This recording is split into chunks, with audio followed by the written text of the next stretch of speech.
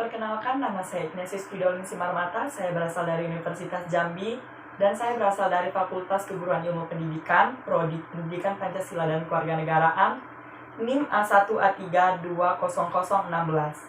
Dan saya kali ini akan menjelaskan tentang iman dan takwa.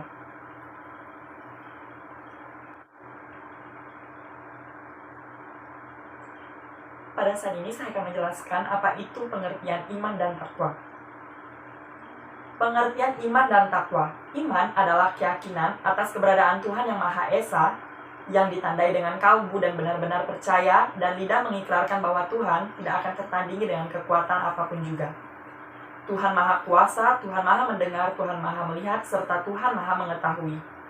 Orang beriman percaya pula bahwa Tuhan Yang Maha Esa telah menciptakan malaikat, mengutus para nabi, serta menurunkan kitab suci sebagai pedoman bagi manusia. Orang beriman meyakini bahwa kehadirannya sebagai anugerah serta takdir dari Tuhan Yang Maha Esa dan saatnya kelak akan kembali kepadanya di akhirat.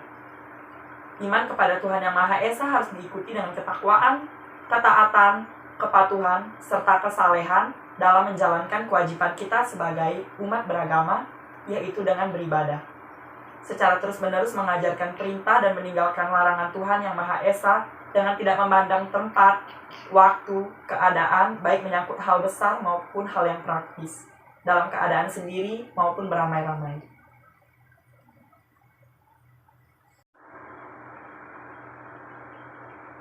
Oleh karena itu, keyakinan kita bahwa keberadaan Tuhan harus ditegakkan atas keyakinan yang bulat, tanpa menyisahkan keraguan atas ajaran agama yang dibawa para nabi, para malaikat, dan para orang-orang penatua. Itulah sebenarnya iman terhadap Tuhan Yang Maha Esa yang akan kita lakukan dalam kehidupan kita sehari-hari.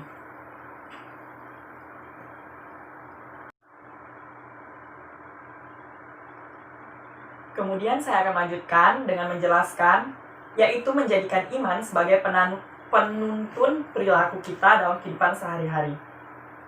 Keyakinan yang bulat mencakup keyakinan akan segala sifat dan kekuasaan Tuhan Yang Maha Esa. Orang beriman harus yakin bahwa Tuhan Yang Maha Esa melihat kapan dan dimanapun ia berada. Ia yakin bahwa Tuhan terus mengamatinya dan mensyuting segala perbuatannya. Orang beriman akan percaya bahwa Tuhan Yang Maha Esa mengetahui, sehingga apapun yang diucapkannya, dipikirkannya, dan diniatkannya, ataupun disembunyikannya, dan segala perbuatan yang dilakukannya, baik sendirian maupun beramai-ramai, semuanya akan diketahui oleh Tuhan Yang Maha Esa. Orang yang yakin bahwa Tuhan Yang Maha Esa, segala sesuatu yang terjadi pada dirinya adalah atas kehendak Tuhan Yang Maha Esa. Meskipun ia berkuasa dan mempunyai kedudukan yang tinggi, kekuasaan Tuhan Yang Maha Esa lebih dari kekuasaannya.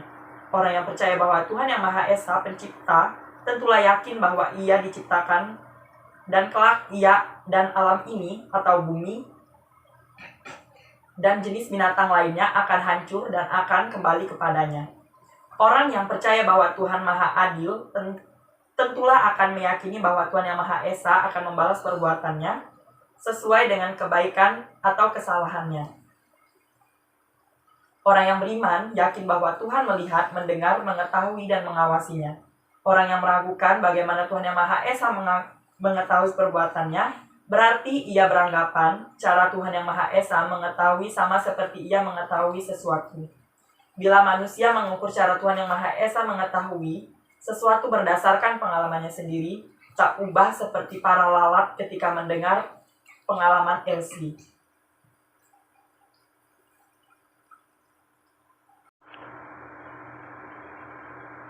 Kemudian, orang yang lemah imannya baru mendekatkan diri kepada Tuhan Yang Maha Esa setelah mengalami kesulitan atau cobaan. Dikala cobaan telah datang, mereka baru insyaf dan meminta tolong kepada Tuhan Yang Maha Esa. Namun, kondisi itu telah terlambat karena ia telah kehilangan kesempatan untuk mengabdi kepada Tuhan Yang Maha Esa.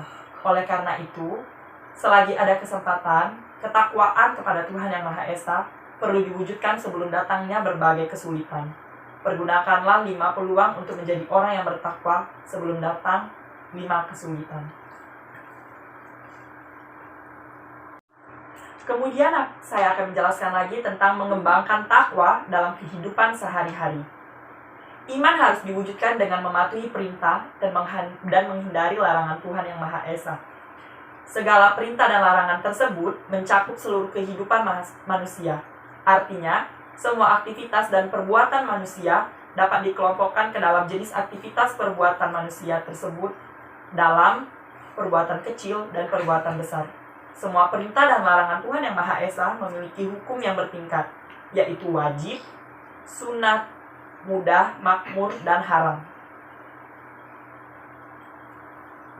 Seluruh perintah dan larangan ada kalanya berkaitan dengan persoalan hubungan antara sesama manusia maupun yang berkenaan hubungan antara manusia dengan penciptanya.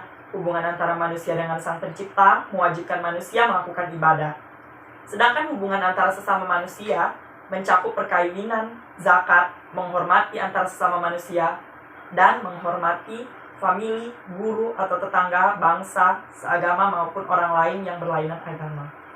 Derajat ketakwaan ditentukan dengan sejauh mana seseorang sensitif atau atas perintah dan larangan tersebut, baik menyangkut habul maupun habul minallah dan habul minanas.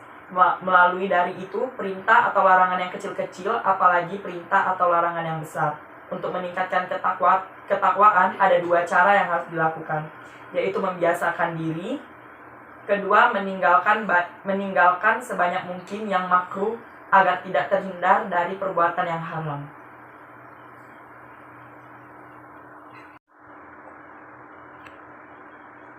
Kemudian saya akan melanjutkan dengan membahas berperilaku religius dengan hubungan antar manusia. Beberapa bentuk aturan agama yang menyangkut hubungan antar sesama manusia antara lain sebagai berikut. 1. Diperintahkan Tuhan untuk melakukannya, yang terdiri dari santun atau berbuat baik kepada ibu atau bapak, mengasihi anak yatim, orang miskin, atau orang yang terlantar, bersifat dermawan, jujur dalam timbangan, mencegah kemungkaran atau keributan, memuliakan tamu atau menghormati tamu, tabah, sabar, dan pemaaf menghadapi kondisi sulit adalah suatu sikap yang dianjurkan Tuhan. Diam bila tidak tahu.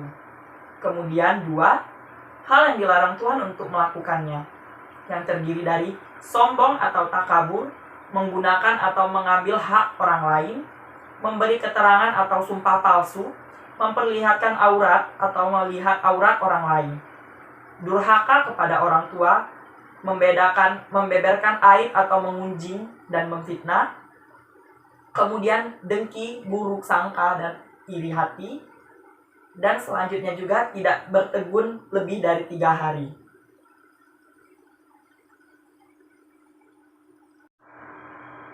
Kemudian saya akan melanjutkan dengan pertanyaan dari orang yang di sebelah saya, yang selaku siswa saya atau orang yang telah saya ajarkan tentang materi iman dan takwa. Apakah ada yang ingin Anda tanyakan kepada saya? Permisi, saya kurang mengerti dan mau minta penjelasan tentang apa itu wajib sunat, mubah, makruh, dan haram. Oke, saya akan menjawab pertanyaannya. Dari materi yang kita jelaskan tadi, wajib adalah perintah untuk mengerjakan sesuatu dengan konsekuensi apabila dikerjakan, maka akan mendapatkan pahala, dan apabila ditinggalkan, mendapatkan dosa. Misalnya, sembahyang, puasa di bulan Ramadan. Kedua, sunnah. Sunnah adalah perintah untuk mengerjakan sesuatu dengan konsekuensi apabila dikerjakan mendapat pahala, tetapi jika tidak dikerjakan, dia tidak akan mendapatkan dosa.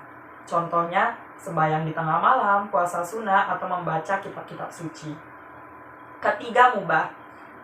Mubah adalah sesuatu yang boleh dilakukan atau ditinggalkan tanpa ada pahala atau dosa.